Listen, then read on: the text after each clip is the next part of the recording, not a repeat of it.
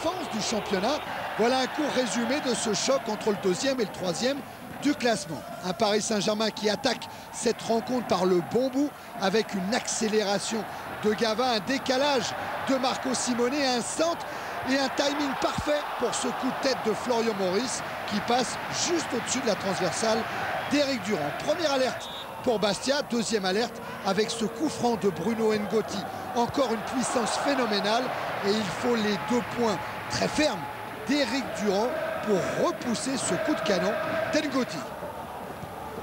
Un Paris Saint-Germain qui campe dans la moitié de terrain de Bastia. Florian Maurice pour Simone, un écran, une frappe en pivot, une reprise de Gava et toujours Éric Durand à l'arrivée, auteur encore ce soir d'un match parfait. Encore un coup franc dangereux, rail pour le pied gauche de Paul Le Guen. Ça n'est pas cadré, mais il s'en est fallu de quelques centimètres seulement pour que Le Guen trouve le premier le chemin des filets d'Éric Durand.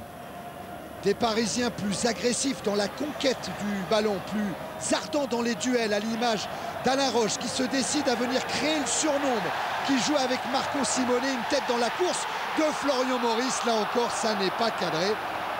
Belle combinaison à 3 de la part du Paris Saint-Germain avec un Alain Roche qui lui aussi s'est décidé à monter d'un cran pour venir provoquer la défense de Bastia.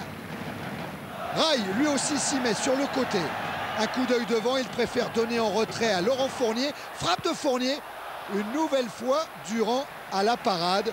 Le Paris Saint-Germain but sur Durand, sur toute la défense de Bastia. Une défense que Frédéric Antonetti va faire monter d'un cran, un pressing plus haut pour gêner la relance parisienne. Attention à Marco Simone qui s'échappe devant Frédéric Mendy. Il choisit le petit côté et à 5 minutes de la fin de la première période, Marco Simone ouvre le score. Son 7e but en championnat cette saison. Il profite de la faiblesse de Mendy qui était blessé à ce moment-là de la partie. Il profite également, c'était fugitif, de cette main pour emmener le ballon. Il a mis la main, Simone, avant d'ouvrir le score. Durand se plaindra auprès de M. Bata, mais l'arbitre valide ce but. 1-0, c'est le score à la mi-temps. En seconde période, changement de décor, même si là encore, Durand doit intervenir dans ce face-à-face avec Florian Maurice. Changement de décor, car Bastia va se montrer de plus en plus entreprenant et va venir porter le danger dans la moitié de terrain du PSG, à l'image de Pérez qui sert Cherzewski, une frappe pied gauche qui n'est pas cadrée, mais c'est une alerte pour Christophe Revaux.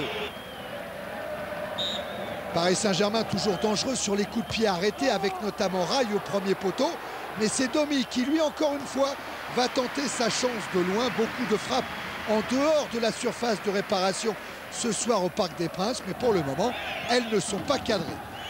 Paul Le Guen essaye d'orchestrer le jeu de loin. Une touche concédée par Prince, remise en jeu rapide effectuée par Algerino, un centre de Leroy et Florian Maurice qui vient couper la trajectoire du ballon, qui vient permettre au PSG de mener 2-0. Florian Maurice qui quelques secondes auparavant disait à son capitaine Rail: je suis cuit, je n'en peux plus. Là, il a su sprinter pour inscrire son 4e but de la saison. Victoire du Paris Saint-Germain 2-0. Marco Simone, meilleur buteur du club et peut-être Philippe, meilleur buteur du championnat, porté en triomphe par son capitaine Rail.